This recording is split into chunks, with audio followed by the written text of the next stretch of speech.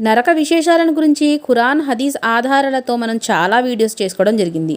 ఇప్పుడు కూడా ఇదే టాపిక్తో మీ ముందుకు వచ్చాను. నరకవాసులను విషపూరితమైన వేడి గాలి ద్వారా, విషపూరితమైన దట్టమైన పొగ ద్వారా శిక్షించడం జరుగుతుంది అని దివ్య ఖురాన్ హెచ్చరిస్తుంది. అలాగే నరకంలో నరకవాసులను నొసలు పట్టి ఈడ్చడం జరుగుతుంది అని దివ్య ఖురాన్ హెచ్చరిస్తుంది. అలాగే నరకవాసులను నిప్పు కొండలపైన ఎక్కించి శిక్షించడం జరుగుతుంది అని చెప్తుంది. ఇంకా నరకవాసులను ఇనుప గదులతో శిక్షించడం జరుగుతుంది అని దివ్య ఖురాన్ చెబుతుంటే, నరకంలో విసిరివేయబడిన ఒక రాయి 70 సంవత్సరాల తర్వాత అడుగుకు చేరుకుంటుంది అని హదీస్ ద్వారా తెలుస్తుంది. నరకంలో ఒక ప్రక్క యొక్క 2 గోడల మధ్య 40 సంవత్సరాల ప్రయాణ దూరం ఉంటుంది అని హదీస్ తెలియజేస్తుంది.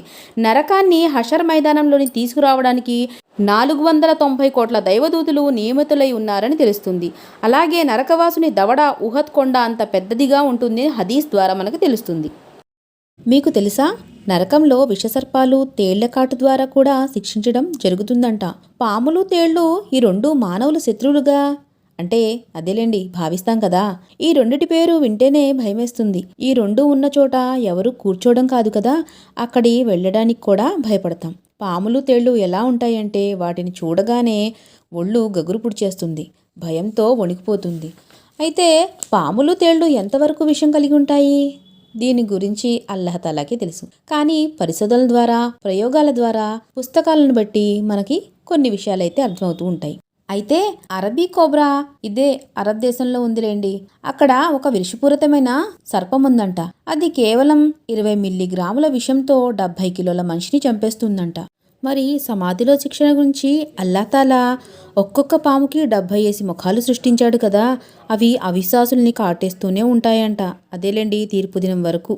అల్లాహతాలా న్యాయస్థానంలో నేరస్తుడు తన సంతానాన్ని, తన భార్యను, తన సోదరుల్ని, చివరికి ప్రపంచంలో ఉన్న వారందరినీ నరకంలో వేసి దానికి బదులుగా తన్ను తాను నరకం నుండి రక్షించుకునేందుకు ప్రయత్నం చేస్తాడు అని మీకు తెలుసా?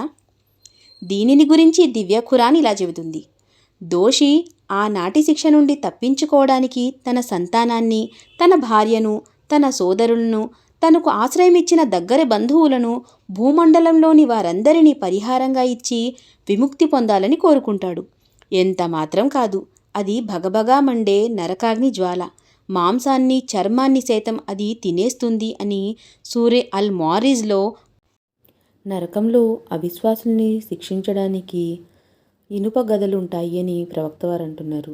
ఒక హదీసులో ప్రవక్త సల్లల్లాహు అలైహి వసల్లం గారు అంటున్నారు, అవిశ్వాసులను దండించే గదలు ఎంత బరువుగా ఉంటాయంటే, ఒక గద భూమిపై పెట్టి భూమిని నివసించే మానవులను, జిన్నాతులను అందరినీ కలిసి దాన్ని ఎత్తాలనుకున్నా ఎత్తలేరు అని చెప్తున్నారు.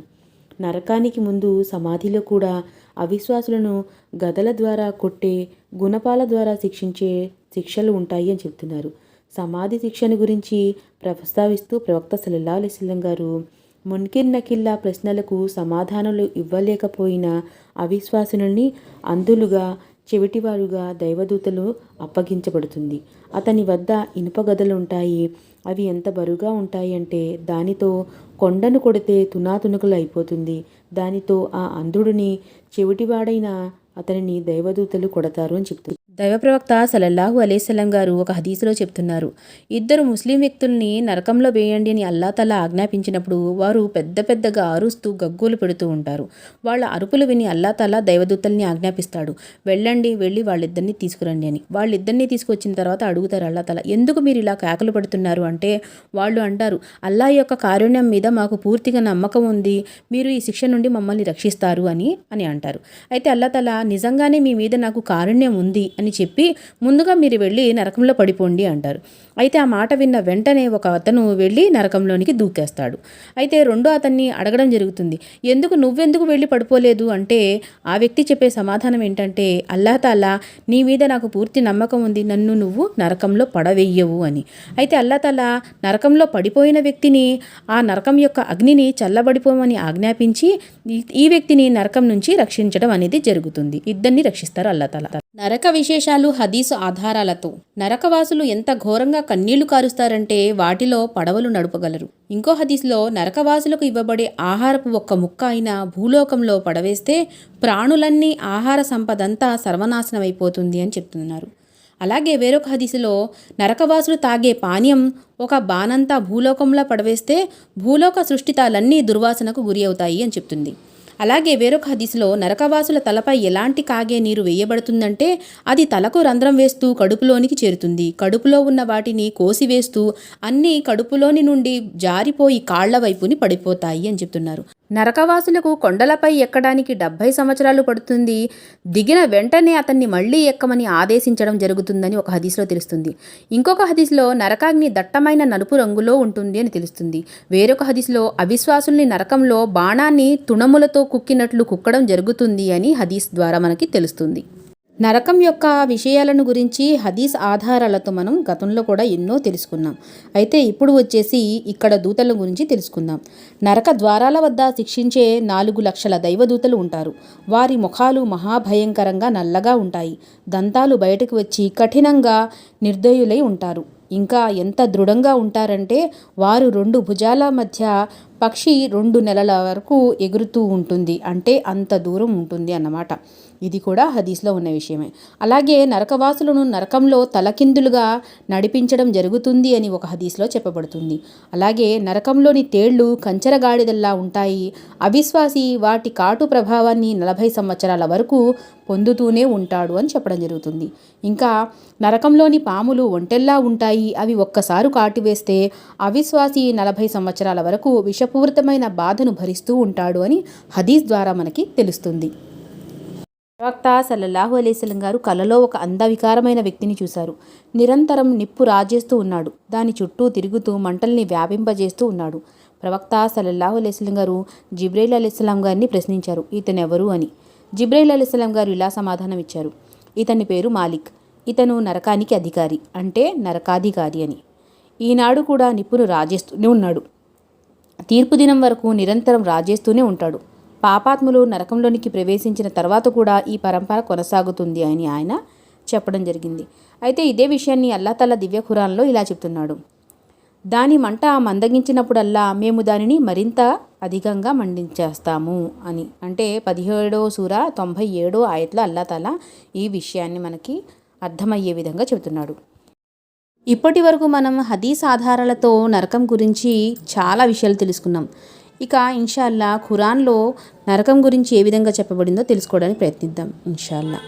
నరకాగ్ని చూడగానే అవిశ్వాసుల ముఖాలు నల్లబడిపోతాయి అని దివ్య ఖురాన్ చెప్తుంది. అలాగే నరకవాసులు శిక్షను భరించలేక చావును కోరుతారు, కానీ వారు ఎప్పటికీ చావరు అని చెప్తుంది. ఇంకా నరకాగ్ని నరకవాసుల ముఖాలు మాంసాన్ని కాల్చివేస్తుంది, వారి దవడలు బయటికి పడతాయి అని చెప్తుంది. ఇంకా నరకాగ్ని చావునే ఇవ్వదు, బ్రతుకును ఇవ్వదు అని చెప్తుంది. ఇంకా నరకాగ్ని ప్రజలను సర్వనాశనం చేసి వేస్తుంది అని చెప్తుంది. ఇంకా అవిశ్వాసులను నరకంలో బంధించి పైనుండి ద్వారాలు మూసివేయడం జరుగుతుంది అని చెప్తుంది. ఇంకా నరకంలో అవిశ్వాసులు బుసలు కొడుతుంటారు. పరిస్థితి ఎలా ఉంటుందంటే అందులో వారికి ఏ శబ్దము వినబడదు అని చెప్తుంది. ఇంకా పాపాత్ములకు విషపూరితమైన ముళ్ళు గల దుర్వాసన గల జక్కుం వృక్షం నుండి ఆహారం ఇవ్వబడుతుంది అని దివ్య ఖురాన్ మనకు హెచ్చరిస్తుంది. నరక విశేషాలను గురించి దివ్య ఖురాన్ మరియు హదీసుల ద్వారా అనేక విషయాలు మనం తెలుసుకుంటూ వస్తున్నాం. ఖురాన్లో భాగంగా నరకవాసుల గాయాల నుండి ప్రవహించే చీము, నెత్తురు, మరిగే నీరు నరకవాసులకి తాగడానికి ఇవ్వబడుతుంది అని దివ్య ఖురాన్ తెలియజేస్తుంది. అలాగే నరకవాసులు అగ్నిదృస్తులు ధరింపజేయడం జరుగుతుంది అని కూడా దివ్య ఖురాన్ చెబుతుంది. ఇంకా నరకవాసులు కాళ్ళు చేతులు సంకెళ్ల ద్వారా కట్టివేయబడతాయి. ఇంకా అగ్ని జ్వాలలు వారి ముఖాలపై కురిపించడం జరుగుతుంది అంటున్నారు. ఇంకా నరకవాసులు పరుచుకోవడానికి కప్పుకోవడానికి అగ్ని మాత్రమే ఉంటుంది అని దివ్య ఖురాన్ ద్వారా తెలుస్తుంది. ఇంకా నరకవాసుల కొరకు అగ్ని గొడుగులు, అగ్ని చాపలు ఉంటాయి అని కూడా ఒక చోట చెప్పడం జరిగింది. నరకవాసులకు అగ్ని జ్వాలలు ఉంటాయి అని వేరొక చోట చెబితే నరకవాసుల మెడలో భారీ అగ్నిహారాలు వేయబడతాయి అని దివ్య ఖురాన్ ఇంకొక చోట ప్రస్తావించడం జరిగింది. ఇంకా నరకవాసుల కాళ్లకు బరువైన సంకెళ్లు వేయబడతాయి అని దివ్య ఖురాన్ మనకి హెచ్చరిస్తుంది. సకల భోగాలు అనుభవించి మరణాంతరం సృష్టికర్త ముందు హాజరైన అవిశ్వాసికి తను చేసుకున్న పనులకు గాను రుచికరమైన ఆహారానికి బదులు ముళ్ళ చెట్లు, ముళ్ళగడ్డి, కాగే నీరు, నీచమైన అపరిశుద్ధమైన రక్తం, చీము ద్వారా సంస్కరిస్తారు అని మనకు తెలిసిన విషయమే. అయితే అవిశ్వాసులే కాకుండా విశ్వసించిన వారు ముస్లింలు కూడా ధర్మాల విశిక్షణ అదే విచక్షణారహితంగా ప్రవర్తించిన వారిని అల్లాహ్ తాలా శిక్షిస్తాను అని వారికి హదీసు ఇంకా ఖురాన్ ద్వారా హెచ్చరిస్తున్నాడు. అయితే అనాథల సొమ్మును అపహరించిన వారి గురించి దివ్య ఖురాన్లో అల్లా తాలా అనాథల ఆస్తిని అన్యాయంగా తినేవారు వాస్తవానికి తమ పొట్టలను అగ్నితో నింపుకుంటున్నారు, వారు తప్పకుండా మండే అగ్నిలో త్రోయబడతారు అని చెప్తున్నారు. అలాగే మద్యపానం సేవించే వారికి గాను వారికి నరకవాసుల చెమట త్రాగించబడుతుంది. అలాగే వ్యభిచార స్త్రీ ఇంకా వ్యభిచార పురుషుడు మర్మాంగం నుండి కారే నీచమైన ద్రవాలు అతనికి తాగించబడతాయని హెచ్చరిస్తుంది. ప్రవక్త సల్లల్లాహు అలైహిస్సల్లం గారు తెలియజేస్తున్నారు, నేను అబూ సుఫామా అమర్ బిన్ మాలిక్ను నరకంలో తన ప్రేగులను ఈడ్చుకుంటూ పోవటాన్ని చూశాను అని అంటున్నారు. అలాగే వేరొక హదీస్లో హజరత్ అబ్దుల్లా బిన్ ఉమర్ రజల్లాహు గారు తెలియజేస్తున్నారు, ప్రవక్త సల్లల్లాహు అలైహిస్సల్లం గారు ఈ వివరణ ఇచ్చారు అని. మీలో ఎవరైనా మరణించినప్పుడు ఉదయం సాయంత్రం అతనికి అతని నివాసం చూపెట్టడం జరుగుతుంది.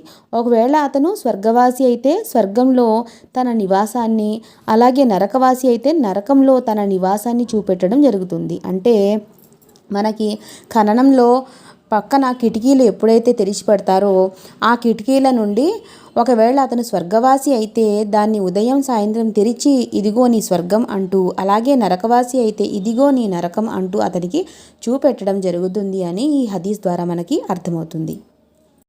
నరకంలో అనేక తరగతులుంటాయి. అన్నిటికంటే కింద తరగతిలో కఠినాతి కఠినంగా శిక్షించబడును, అన్నిటికంటే పైనున్న తరగతిలో స్వల్పంగా శిక్షించడం జరుగుతుంది అని ఇస్లాం బోధిస్తుంది. అలాగే దివ్య ఖురాన్లో అల్లా తాలా కపటులు నరకంలోని అట్టడుగు తరగతికి పోతారు, వీరికి సహాయం చేసేవారు ఎవరూ ఉండరు అని అల్లా తాలా తెలియజేస్తున్నాడు. నరక తరగతులు పాపాలను బట్టి శిక్షించడానికి ప్రత్యేకించబడి ఉంటాయి అని హదీసుల ద్వారా తెలుస్తుంది. సమ్రాహ్ రజియల్లా గారి ఉల్లేఖనం, ఆయన అంటున్నారు, ప్రవక్త గారు చెబుతుండగా నేను విన్నాను అని. కొందరు నరకాగ్ని కాళ్ల చీలమండలం వరకు చేర్చుతుంది, మరి కొందరికి నడుం వరకు కాల్చివేస్తుంది, మరి కొందరికి మెడ వరకు కాలుస్తుంది అంటున్నారు. అలాగే వేరొక హదీసులో అగ్ని మానవ శరీరమంతా దహించి వేస్తుంది, కానీ సజ్దా చేసే చోటు మాత్రం ఏమీ చెయ్యదు అని అంటున్నారు. ఎందుకంటే అల్లాహ్ తాలా అగ్నికి సజ్దా చేసే చోటును నిషేధించాడు అని హదీసుల ద్వారా మనకి అర్థమవుతుంది. దివ్య ఖురాన్ మరియు హదీసుల ద్వారా నరక విశేషాలను గురించి మనం అనేక టాపిక్స్ మాట్లాడుకోవడం జరిగింది. అందులో భాగంగా నరక ద్వారాలను గురించి ఈరోజు మాట్లాడుకుందాం. నరకానికి 7 ద్వారాలు ఉంటాయి అని ఇస్లాం బోధిస్తుంది. అయితే మనం ఇంతకుముందు స్వర్గానికి 8 ద్వారాలు ఉంటాయి అని తెలుసుకున్నాం, దానికి పేర్లు కూడా తెలుసుకోవడం జరిగింది. అయితే ఈ నరకంకి 7 ద్వారాలు ఉంటాయని, అలాగే ఈ 7 ద్వారాల్లో ఎలాంటి వారు ప్రవేశిస్తారు అనేది దివ్య ఖురాన్ మనకి హెచ్చరిస్తుంది. అయితే దివ్య ఖురాన్లో అల్ హిజ్ర్ అల్లా తాలా తెలియజేస్తున్నాడు, శైతానును అనుసరించే మానవులందరికీ నరక వాగ్దానం ఉంది, దానికి 7 ద్వారాలు ఉన్నాయి, ప్రతి ద్వారానికి నరకవాసుల్లోని ఒక వర్గం ప్రత్యేకించబడి ఉంది అని అల్లా తాలా తెలియజేస్తున్నాడు. అలాగే ఇస్లాం ఏం బోధిస్తుంది అంటే, తీర్పు దినం నాడు నరకవాసులు వివిధ వర్గాలుగా ప్రవేశించడానికి దైవదూతలు మూసి ఉన్న నరక ద్వారాలన్నీ తెరుస్తారు అని ఇస్లాం హెచ్చరిస్తుంది.